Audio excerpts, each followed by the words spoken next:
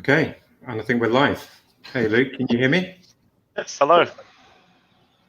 Awesome, and how are you on this Saturday? Yeah, like I said, I've been doing some renovations, so that's why I'm without a camera. So yeah, joys. It's just been a busy couple of days, and obviously crypto's been going a bit crazy lately, so it's also been interesting to see that happen. Oh, yeah, definitely. It's been a good time for if you're involved in a few of these DeFi projects and a few other things. It's been a very good. It's been a very good couple of months actually, but these last few weeks have been particularly good, especially if you're like me and you own Aave, and then that's a project that's gone absolutely gangbusters over the past little while. But now it's about finding the next lot of opportunities, which is something we're going to talk about today, hopefully. Yeah, absolutely. Yeah. I look forward to finding out what the next projects are to look out for. But yeah, definitely the last couple of weeks have been insane. Actually, some crazy returns in the space, especially in the DeFi space, right? Yeah, and I think the hardest part as well is going to be picking when to sell is, because it's hard to sell when everything's doing what it's been doing, especially this DeFi. Yeah, there's certain projects that I think are going to be good holds. I don't think we're going to see the rise and fall that we saw in 17, 18. I can't see us sort of hitting this level where we're getting, like, I remember the last 4 days of, in early January, the last 4 days of the bull run, I was making, I think about $40,000 a day. What? Just doing nothing. Yeah, that's what was happening. It was 40, but then if you didn't sell, you would have given most of that back, almost, within a very short time frame. So easy go. yeah, well, it's easy coming. It's sort of, if you haven't earned the money, it's very easy to lose it. So that's, I think, what a lot of people experienced over that time period. So yeah, but it's been a look. I don't think it's going to be that level of insane. But I think it's as this run continues, I think it's going to be very. People are going to have to be very strong to know when to get out and when to take their profits and all that kind of stuff. And I think that's going to be the hard part that people are going to have to manage. Yeah, definitely. I mean, I've been watching this Oracle space quite a bit, so I'm sure you've heard of Chainlink and a couple of other, Oracle projects like Band and RLC. Those guys, I mean, basically they've been synchronously going up together, and Chainlink just did I mean, it's quite a high market cap token already, and it just went 100% basically in like the last week. And that was impressive to watch. And now you can see basically like other people looking into other similar kind of projects to see whether you can get better returns on similar types of projects. So I mean, again, like with Chainlink, that because it's people start to really understand the use case. They start to understand, like, Chainlink's got integrations with Oracle, with Google. Like some of the biggest names, like in the traditional space, right, that are going to bring huge value down the line. That some people, I mean, the long-term investors, it makes it easier to basically hodl as opposed to basically, just swing in the interim. Yeah. Yeah. Yeah, I think we're going to see. I know I think there's still a bit left to run in Chainlink, but I think there's a lot of other projects that have got a bit more left in them. Sorry, I've got a lot more upside than Chainlink. I think a lot of what you've just been spoken about has already been factored in by the market. But yeah, sorry, keep going. Yeah, no, I just want to say hi to basically whoever's kind of tuning in right now. And obviously today we're going to be talking about staking. We're going to be talking about how to earn passive income in the DeFi space. We're also going to be talking about one of the big news for the week, which was about Twitter, the Twitter hack. I've got a slide on that. And then we're also going to talk about something pretty interesting in the NFT space, which it's just pretty much emerged in the last week. I know the guys in the gaming space have probably been planning this for some time, But it's great to see that basically there was positive response coming out of it. So that's with regards to kind of NFT ICOs. So are you ready for me to bring up some slides? Yeah, go. Okay, all right. If you give me a secondos. All right. So again, I can't see the questions when I bring up the slide. So if you could just keep an eye out, Luke, if there are any questions that come up. We'll do. Okay, can you see my screen? Yep. Yeah, so I guess like the talk of the town this week was really around this Twitter hack. I don't think there's anyone in the crypto space that hasn't heard about this week. And so obviously it happened on Wednesday on July 15.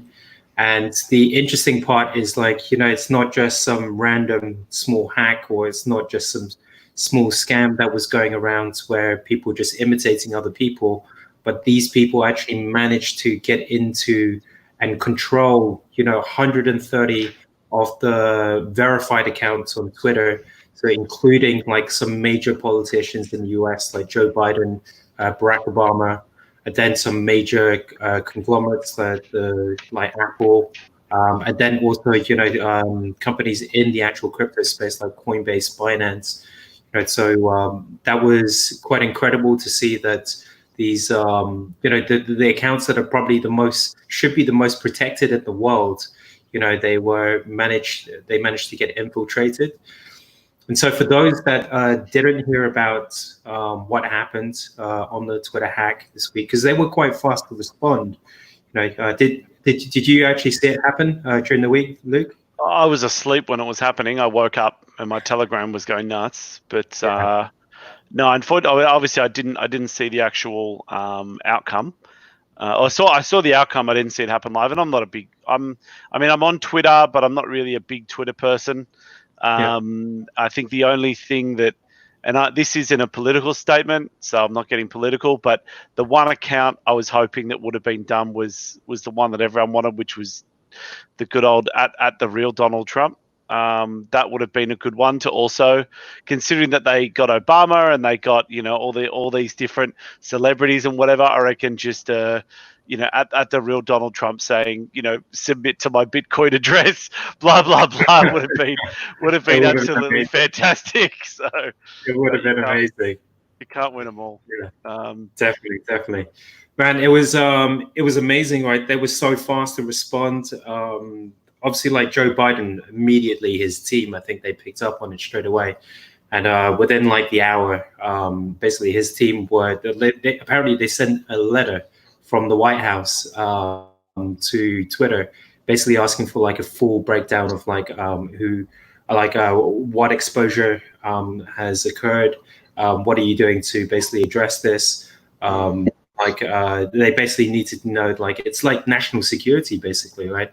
So like it's huge. It was really, really big, right? So for the people that didn't hear about this hack, basically what happened is it's like a good old traditional crypto scam where the scammers actually asked people to deposit $1,000 worth of Bitcoin into a Bitcoin address, and then you would receive back $2,000, right? And supposedly there were two, or maybe more, but I heard that there were two messages going around. And so the first wave basically was from the crypto companies. So like the exchanges, like the crypto influencers, they had a different message. So if you have a look at the Coinbase one down here, they said, we partnered with Crypto for Health and are giving back 5,000 BTC to the community, right? And then they were asking everyone to go to that website. So they knew that, the people, through the exchange kind of followers, they're not going to fall for it as easy as the people that are going to be attacked by the mainstream kind of like the politicians, right? So they used a different tactic and messaging for the mainstream politicians, saying that they are giving back to the community because of COVID, which is like super unethical. But anyway, so what they did is they used apparently 3 Bitcoin addresses, and they did actually manage to receive some deposits. Right, I think it was only about 50K is how much they made out with. I saw in an article 121,000, but Mate, went up. yeah, who knows, man? I mean, like, yeah, you never know because people retweeted that, right? And then there's so many secondary sources, right? That you know, even if it's not on Barack Obama's Twitter page anymore, someone else has got it up there, and they might just get scammed. So another thing that was interesting that I picked up is that apparently the people that got fooled are the people that literally are holding crypto, right? So no one actually, most people didn't buy crypto just to deposit into this Bitcoin account, right? It was actually people in the space that should be knowledgeable in the space and know how to stay away from scams. And I think that's kind of interesting to note is that if it is people in the space themselves are still getting scammed by things like this. You know, and the other thing is, so Twitter basically mentioned that their internal employees were manipulated through social engineering, meaning like the scammers actually managed to ask like, you know, coordinated kind of questions to get some kind of details that would allow them to get different types of access. You know, so they went through different types of staff to get different types of information, and then eventually were able to extract basically what they needed to be able to get into those accounts. And that's you know, that's not the first time we talked about that, right, Luke? So if you do you remember the thing about Wirecard and BDO and PI? Yeah. So internal employees again, right, getting manipulated, and like whether you get paid off or you know whether you just give away too much information. It's, you know, sometimes it's the weakness is really internal, right? And that's I think that was quite interesting, seeing as I mean ideally we don't want to be talking always about scams in this space, but I mean it just seems to be so prevalent, and you shouldn't really avoid it. And the best thing to do is, I guess, just to discuss it and to so educate people as much as possible, right? I mean, that's the aim of the game. But I mean, I guess I guess what this has pointed out though is that no matter how much you do that, people will always find a way to give their money away for the sake of greed. So I think that, I mean, I agree that, you know, it'd be good if we can get to a point where, you know, everyone's a lot more educated. But as we can tell that even this stuff's still working today, shows that there's still a long way to go. Yeah, definitely. And I thought it's quite sad, honestly, that obviously Bitcoin got a basically bad light from this. Whoever managed to pick up on this, I mean, it wasn't up for that long. So they were quite fast to respond. But I mean, they got so many different accounts, and you know, Twitter's pretty fast to disseminate information. And look at that! Like, I mean, just at the Barack Obama tweet right there, you can see 4,000 retweets, you know, immediately. And I think that's the hardest part to stop, right? Is the retweeting makes things so viral, so quick. Yeah. Right. So yeah, it's kind of it's sad that Bitcoin got shamed again. And is now again recognized with another scam in the space. And I don't know if that. How do you feel about that setting back adoption? I don't think it does. I mean, like, you know, no matter what happens, people are gonna. I mean, that there's you know, there's a million and one different ways that people get scammed every day of the week out there, and only a very, very small amount of it is via Bitcoin. So I don't think necessarily that. I don't think it's really going to affect adoption too much. I mean, especially because most of the adoption stuff that's coming out now has nothing to do with Bitcoin.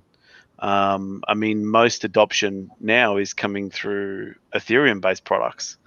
And that's what we've seen over the past 6 months, is that it's less about people adopting Bitcoin as a payment solution and more about adopting smart contract, you know, decentralized autonomous organizations, and a lot of these cool things that people are doing with that technology to actually solve problems.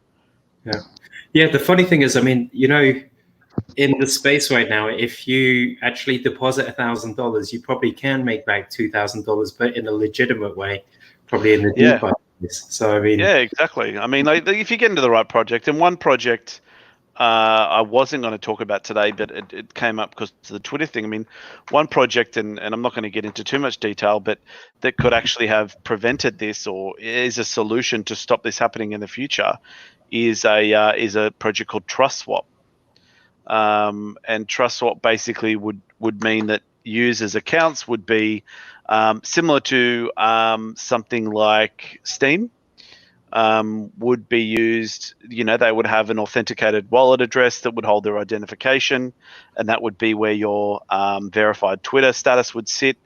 And then it means that even if Twitter gets hacked, your account is still safe, because obviously all the login data that you need to authenticate a post is all contained in your wallet, which would be hidden behind a private key and a whole bunch of things. So, I mean, this is an example, and I'd probably say that this is an example of where a centralized organization, even with passwords and probably a very, very significant amount of investment in security, has failed. And has failed in a big way, and has caused people to get in some way scammed. And this is a solution that actually blockchain technology can actually solve. Definitely. Yeah. So if anything, I'd probably say that if people don't just get silly, and like, oh, Bitcoin's a scam, blah blah blah, because of this Twitter hack, and people actually a bit sensible about it, you could say that, oh, wait a minute, if we would have been using this tech, not necessarily Bitcoin specifically, but blockchain tech, or any of the smart ways that, even stuff on Ethereum or Steam has been working, or there's a number of different projects that are looking at problems like this. If any of those projects were implemented, then this wouldn't have even been a thing. Yeah, definitely. So yeah, that's an interesting point. I know now, like, since we've been looking more into scams in like the last weeks, I start to notice a lot more individuals or companies, working on projects to prevent scams in the space. And I know that everyone knows that this is a big issue, right? And I think that's it. Like, it just needs to get more. It needs to get more highlight or mainstream from our end, into the mainstream as well. To say like, blockchain tech saves, this and that, as opposed to, oh no, another person got scammed by crypto. Well, and we can see through a number of different things, like even, the video I made on Forsage recently is that greed will always be a better motivator than protection. So you're more likely to get people, like I said, that news story, crypto can save this and will stop this from happening, is only relevant now. But the narrative will always be more compelling when there's greed, or there's how can you profit involved. And we've seen that, like I said, with, the whole Forsage thing. Probably one of the most scammiest looking outfits that doesn't look like a scam and doesn't even promise anything. It just says, if you deposit this much money, you can make this much money. And it's getting, I think it's got over 1 million people involved now, clogging up my gas network with their bullshit. And so it's, it just goes back to show that, greed is always going to outsell protection. But we can chat a bit more about that later. Yeah. So I'm always told that I don't engage enough with the audience. So and if you guys have any questions or any comments about the Twitter hack, feel free to post them in the comments, and let's respond. But if I don't see anything, give me 1 second. Actually, no, there's nothing. There's only Hans has talked about his 3 favorite projects to stake are Origin Trail, Elastos, and Nash Exchange. Okay, interesting, Hans. Okay, we'll get to that in a bit. Give me a second. I'm going to go back to full screen on the presentation. Okay, I've only got 2 slides today, and then the rest will be taken up by Luke. So the second one that we're going to be talking about today, and I find this super fascinating, and I think it's quite interesting for the people that aren't following the NFT space. to be aware of, right? So as you guys know, I'm a fan and a follower of the game Axie Infinity. And so Axie Infinity is one of those blockchain-based games where you have those creatures which basically do battles. They can be bred, and it's part of this movement called play to earn, where you're playing the game and you're earning in-game currency, which actually has real life value. Like these days, it's tradable. The tokens that you earn are tradable in an exchange and actually have real value. Right. So now a new development in that space is that they've actually started doing NFT kind of token launches.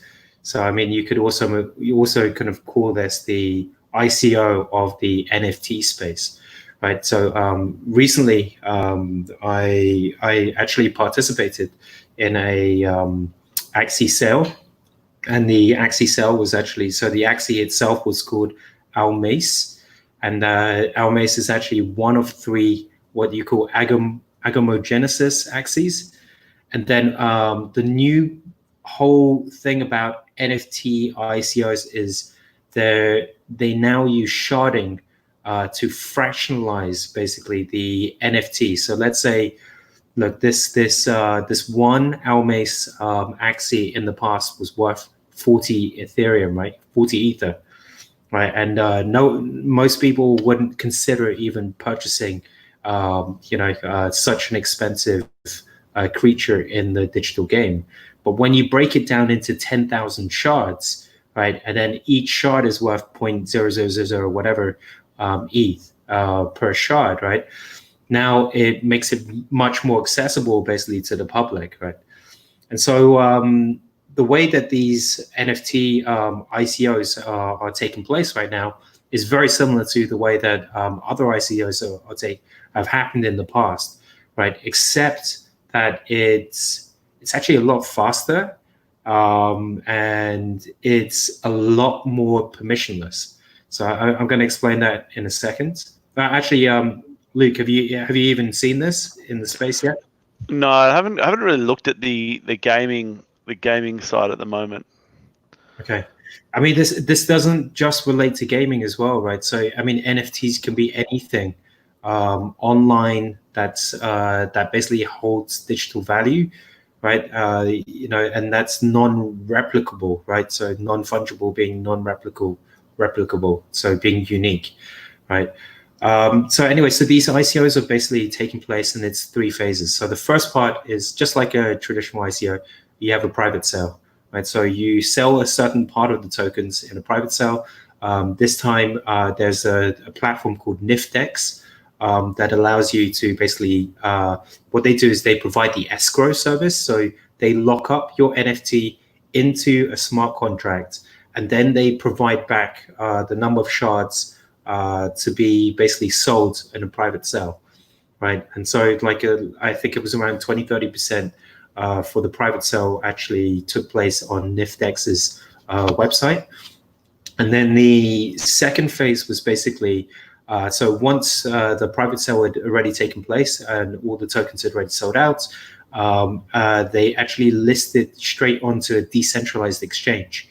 Now, for those that don't know about decentralized exchanges, much easier. One of the greatest benefits for decentralized exchanges is that you can pretty much list instantaneously. Like you don't need to wait for the exchange for very tedious processes to basically list your token. So one of the greatest benefits is that you can put it onto a DEX, so decentralized exchange like Uniswap, and then you can make it publicly tradable, pretty much straight away. And so that's what they did. And so pretty much within I think it was in the same day, they already listed the tokens straight onto a decentralized exchange. And then I think it was basically the next day or maybe 2 days later, they listed on a marketplace like CoinGecko. So CoinGecko being the same as like CoinMarketCap, where you can basically see a list of all different types of tokens and their valuations and their historical charts, right?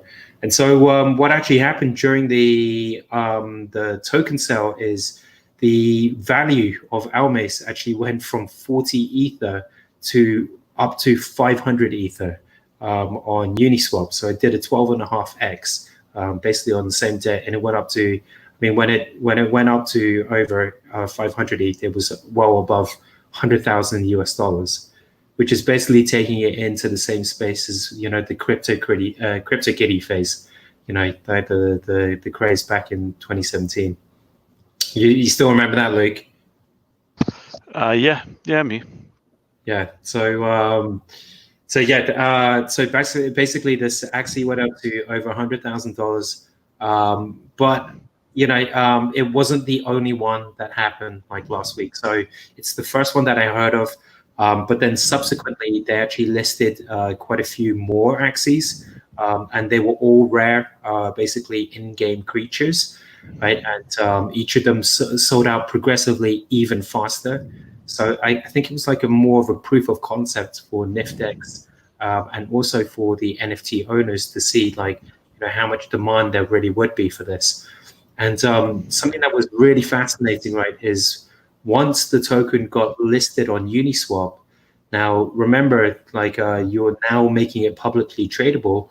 Now it actually got picked up by one of those anon communities, so in 4chan.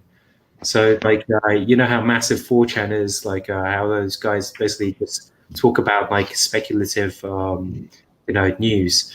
And this basically brought in like a whole flurry of like different investors to come into the space, and that's kind of like what drove price a bit crazy at the beginning, right? But I thought that was pretty interesting. Any thoughts on that, Luke? I think it's the main thing with these is the, I mean, like, I know that it's been going on for a while. I mean, like, originally it started with CryptoKitties, then it was the racing horses, which then made it a bit more complex. I forget what they were called Z horse or something.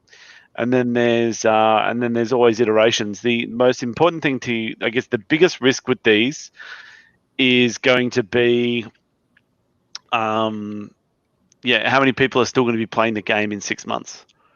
And if no one's playing the game, whatever you're buying is completely worthless. Yeah. But as a POC for the technology, it's incredibly good as an investment kind of decision. I mean, this is one of those ones that I wouldn't be necessarily going in on. But like I said, all this stuff is still experimental, as is most of the DeFi stuff still as well. So it's interesting to see these experiments going off. But anything like this, it's still an experimental take on what should be done. Yeah, absolutely, absolutely. And you know, a couple of weeks ago, we talked about basically the Axie Infinity developments. Like they got taken into the incubator together with Ubisoft. Remember, so like one of those major game developers or brand houses, you know, and you know, you're just seeing basically blockchain games become more mainstream right now. And so this is just showing you that we're not far from basically what people in the blockchain space have basically been, you know, promising. And so I think one thing that's been in the space for a long time is this talk of fractional ownership, and how blockchain can enable basically fractionalization of like real world assets, right? And I think this is something that's really interesting. It's basically showing that you can already fractionalize kind of digital assets, and you know it doesn't require basically, you know, the outside, you know, third parties to basically give you approval or put the rubber stamp on it to say yes, okay, you have to pass like, you know, 10 different requirements before you can actually list that thing.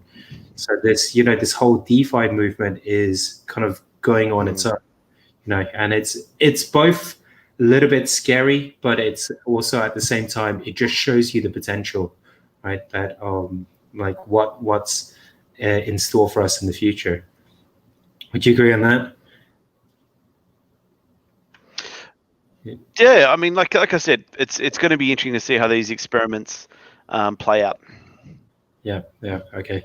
All right. Yeah. So that's my part on the NFT token raises. Do you have your slides with you, Luke? Yeah, give me a second. I'll just open them up. Okay, all right. So this is some stuff that I did with the Indonesian space yesterday. Oh, maybe it was over the weekend. I can't even remember now. Oh, no, it would have been Thursday night. Hold on, why is this? Give me a second. My PowerPoint has opened at a really silly place. I can't get it back to where I want it to be. Sorry, just where am I going? PowerPoint, QS, PowerPoint. All right, let's try that again. Oh, nope, of course it is. All right, never mind. Here we go. All right, so I'm going to present that. And I'm going to, sorry, I have to just play with my thingo so that it has to be done as a, oh, bugger it, I'll just do it. Here you can, where do I share screen? Share. Oh, I'm not going to be able to see any comments or anything when I do this. It's just going to be, No worries. it's just going to be this screen. All right, there it is. I'll check out for the comments. And yeah, again, whoever's tuned in, just feel free to drop us some messages. Yeah, of course. So I'm not talking about, this isn't by no means a definitive list of projects, but this is just some stuff I put together, and I thought it would be interesting for this to talk about. So we're talking about ways in which I'm looking at 4 projects that you can look at as a way to earn income in a legitimate way in the DeFi space right now. So this involves lending, staking, DEXs, and providing liquidity.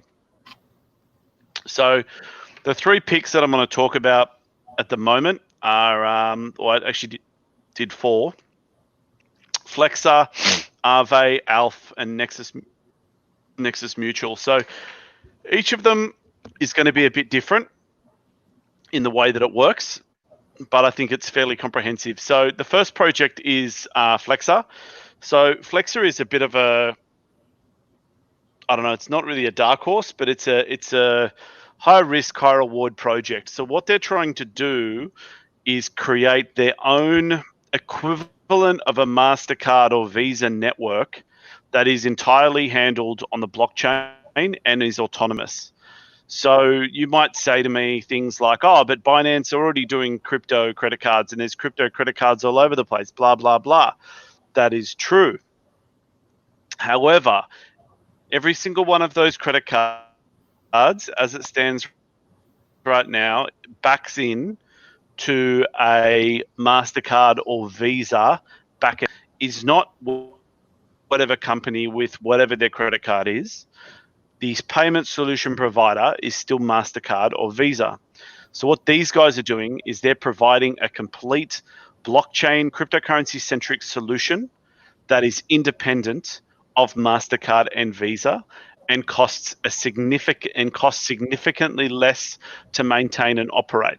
So that is the scale of this business, is to compete with the likes of MasterCard and Visa with a blockchain solution that will eliminate a lot of the,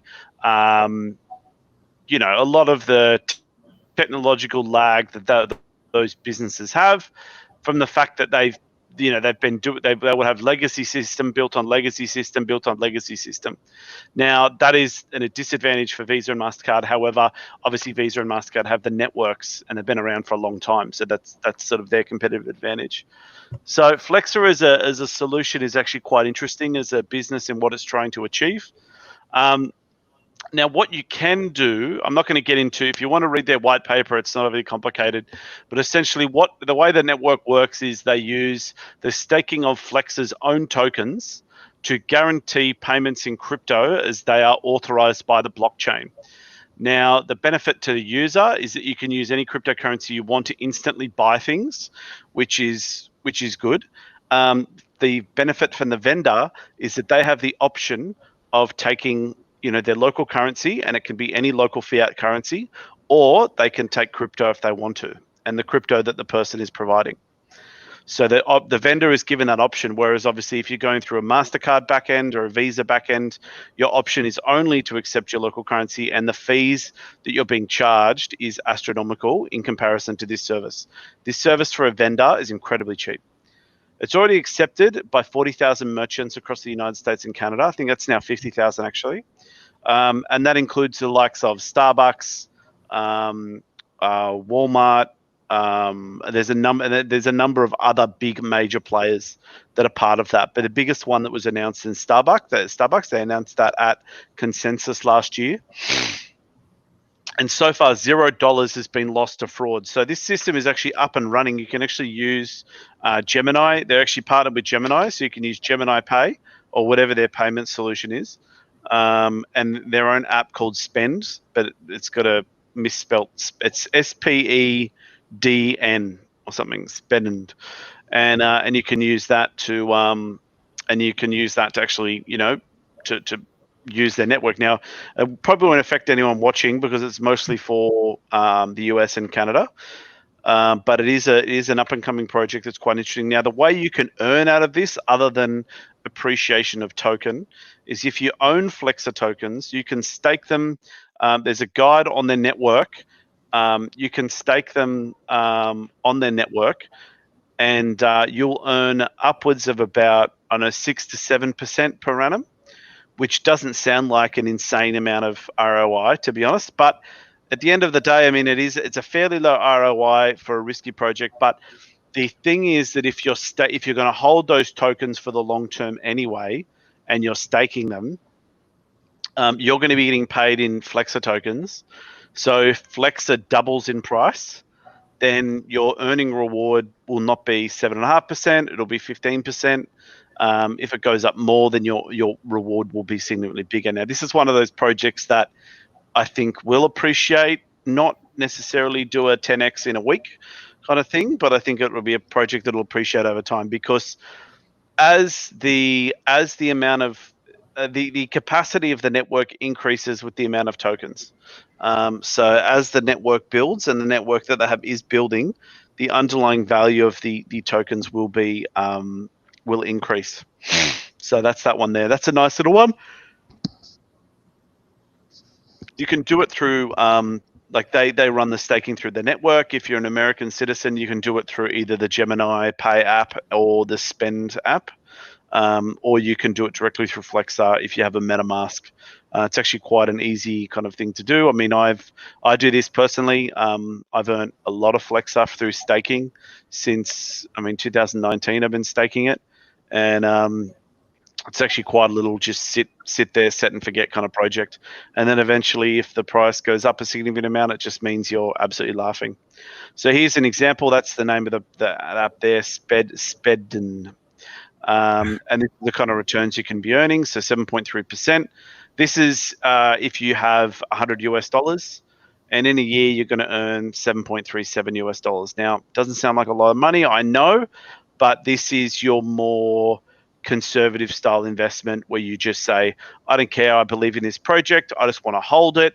But at the same time as you're just sitting there hodling, in the same way that you would hodl, say, Bitcoin or Ethereum, using this project, you can earn about 7.3%, which is not too bad. Now, this is both an example of something that you can invest in, but it's also an example of showing you where the technology is going, where you can actually stake your tokens into a network to ensure it keeps working and you get rewarded for it. So are the tokens, the token value, is it in relation to the number of transactions that Flexa is actually processing? No, the capacity of the network is determined by the amount of the amount of available tokens. So as the capacity increases, so not as the capacity increases, as the spending increases. So basically, utilization versus capacity, as that ratio gets more even. So, for example, utilization can never exceed capacity. So the closer that utilization gets to capacity, the higher the value of the token. Okay. Yeah, so it's one of those things that as this continues to grow, the value of the token will go up. But obviously the token's still also driven by speculation as well. So there's two factors there. Okay. The next one's a project called Alf. Now, this one, I mean, I'm not going to get into the nitty-gritty of this project. I'm just going to talk about how you can passively earn from it. So it's basically a cross-blockchain, cross-technology network, cross technology layer network. It basically enables dApps to interact across multiple blockchains. So it means that, for example, with the gaming example that Peter talked about, it would mean that if a game needed to utilize, say, both the EOS blockchain and the Ethereum blockchain for whatever reason, they could use ALF to achieve that. And that's what it's designed to do. It gets data, allows the dApp to use data from multiple blockchains, and then, you know, if they need to then update data in both, they can do that as well. Competent team, but a very niche product. It's going to either be a game changer or a complete nothing. And based on, you know, the crypto space, I mean, we could, you know, the needle's definitely more pointing towards nothing, but I mean, you know, we'll see what happens.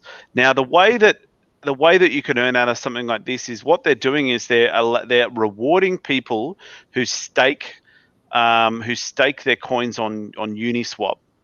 So basically, I think they're distributing about 15,000 ALF tokens every week to people who are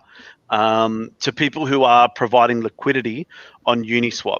I think it works out, if you calculate it out over a year, it works out to be about a 200% ROI.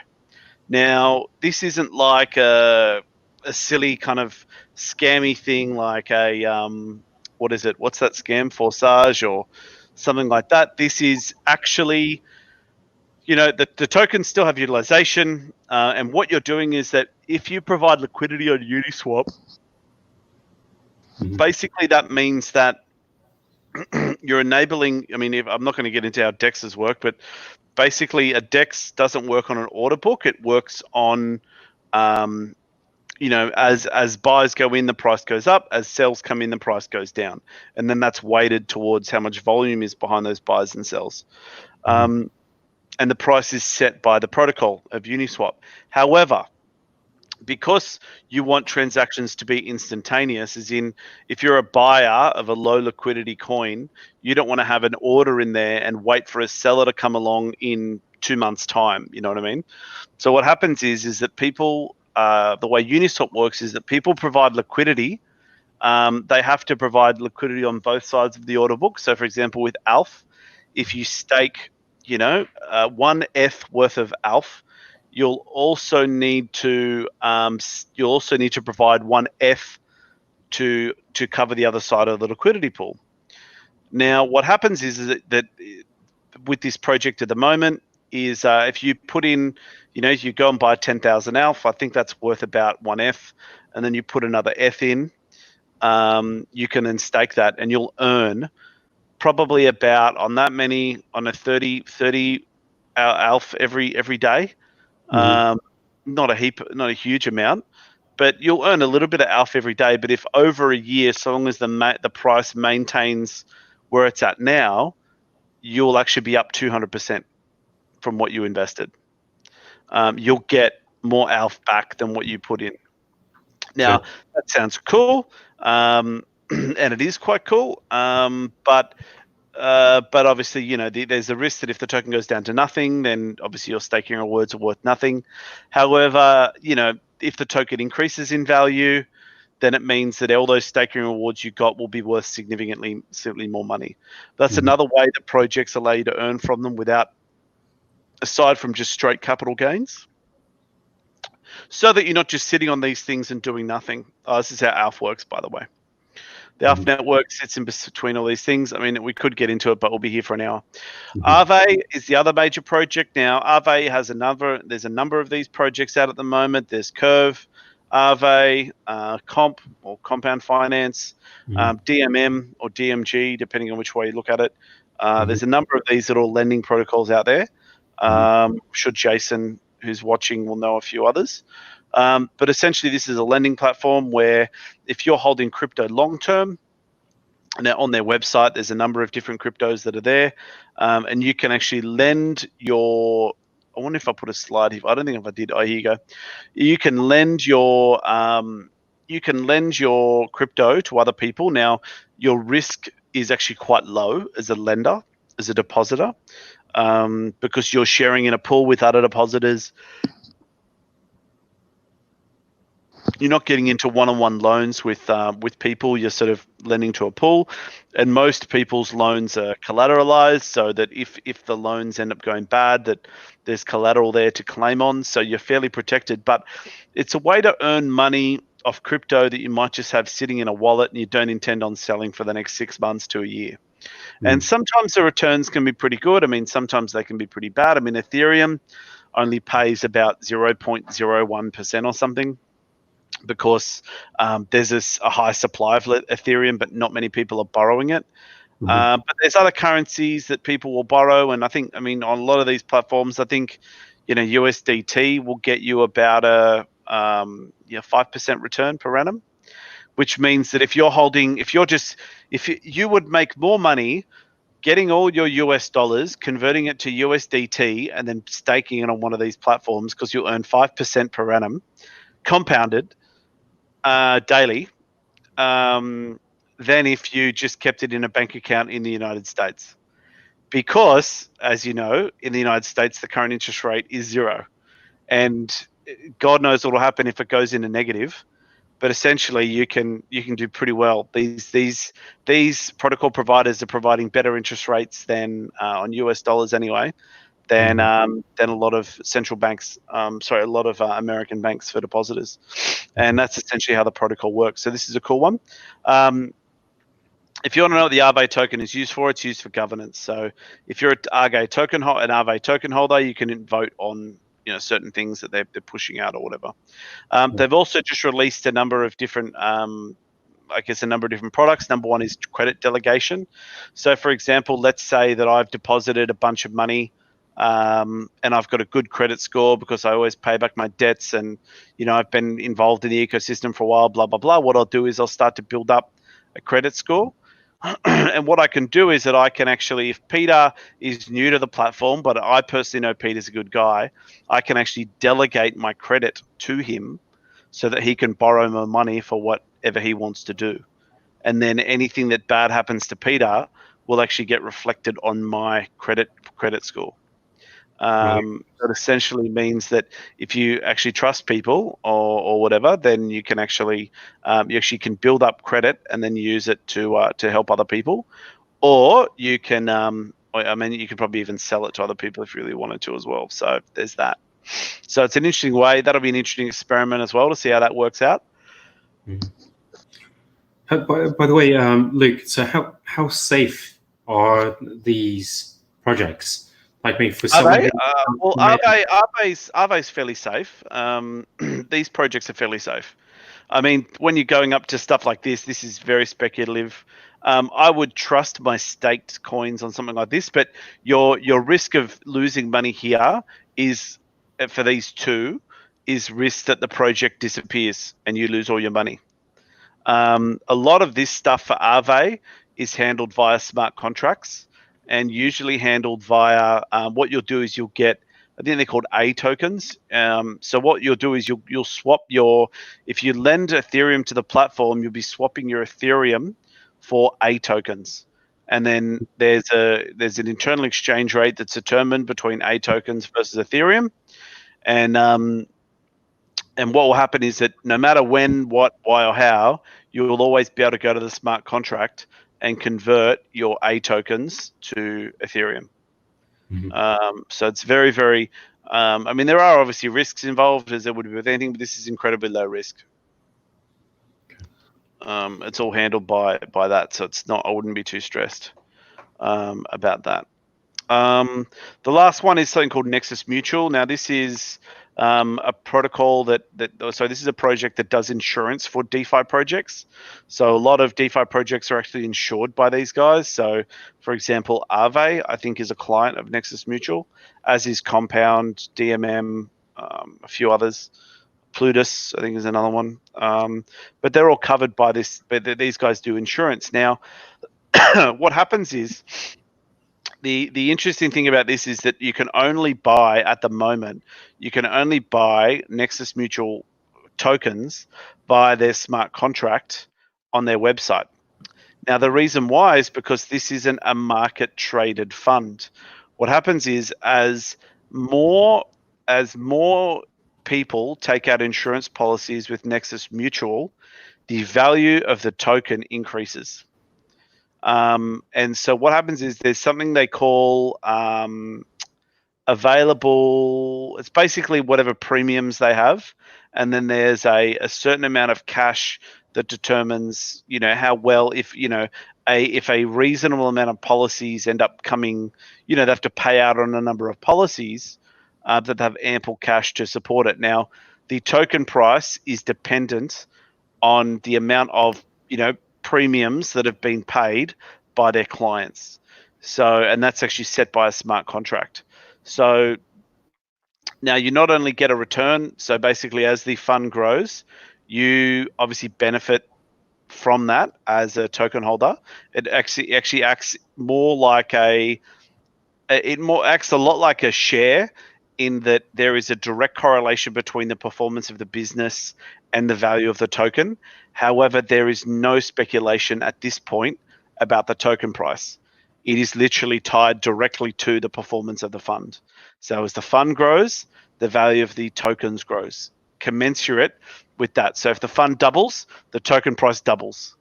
That's my understanding anyway. I could be wrong.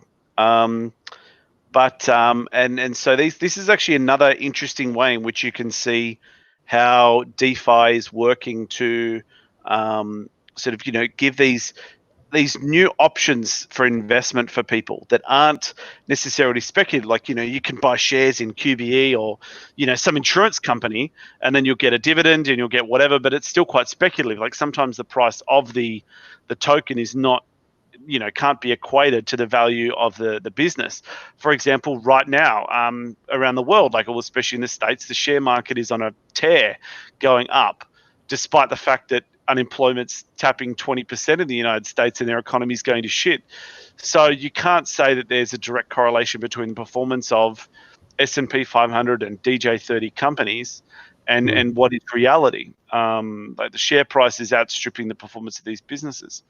Whereas this is actually via the smart contract, is actually tied directly to. So this is if you want to know what a real shareholding should look like, a share in a business should look like, delete the speculation. As the business increases, so does the price of the token, and that is set by the smart contract. No manipulation, no weird, people wanting to buy in randomly, hoping that there's going to be a bit of hype around it or whatever, or there's insider trading. None of that.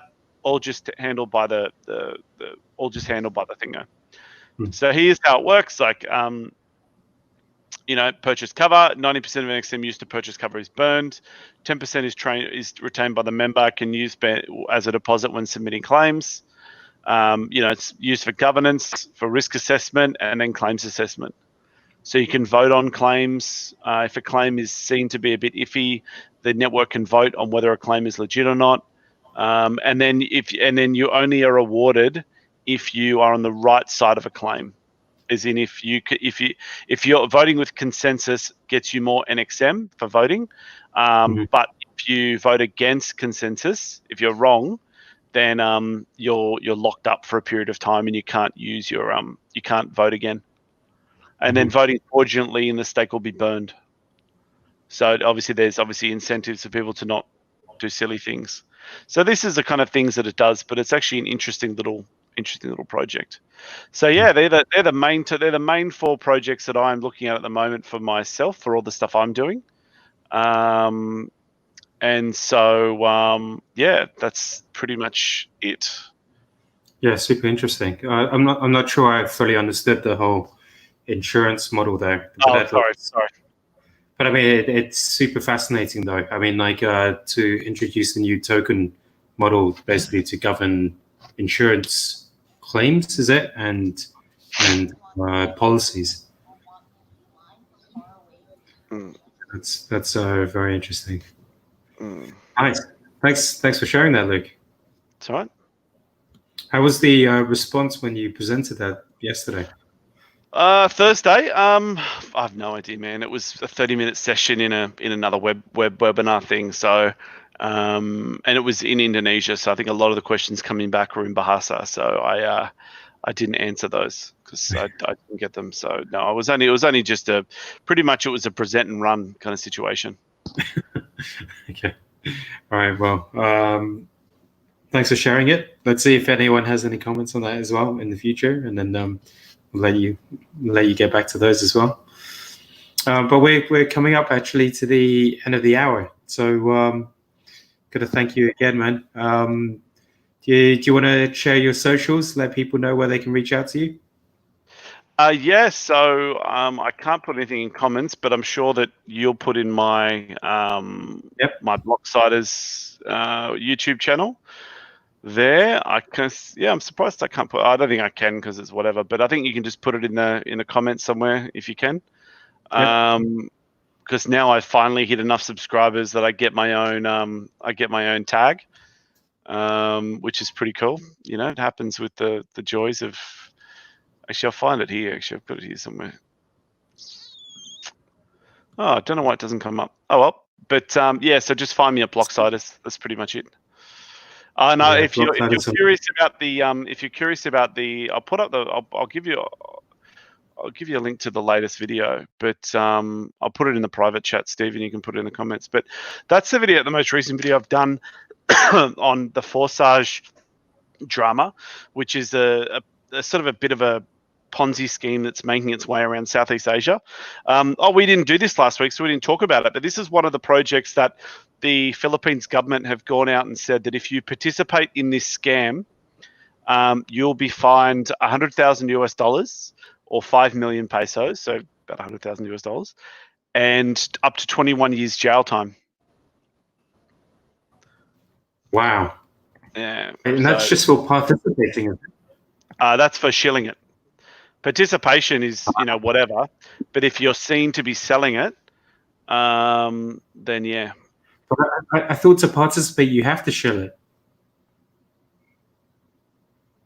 Sorry? Because it's a pyramid scheme. I thought to participate you pretty much have to shill it, right? Because it's a pyramid scheme. Exactly. So you have to refer someone to be able to participate.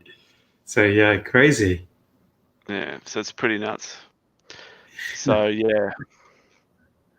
Okay, well, I put the link of your latest Blocksiders YouTube vid.